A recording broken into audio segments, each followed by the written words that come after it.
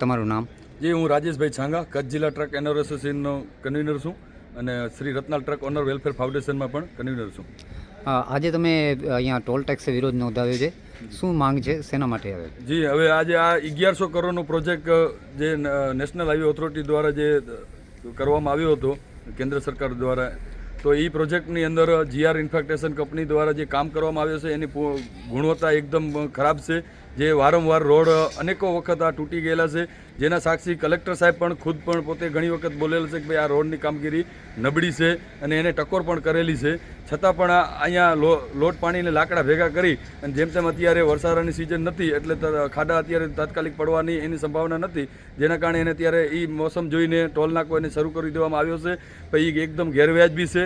એનું કારણ છે કે હજી રોડનું કામ સંપૂર્ણપણે પૂર્ણ થયેલું નથી. 100% રોડનું કામ પૂરું થાય પછી જે ટોલ વસૂલવામાં આવે એવી અમારી માગણી લઈને અમે અહીંયા ટોલ બૂથે આજે વિરોધ કરવા આવ્યા છીએ.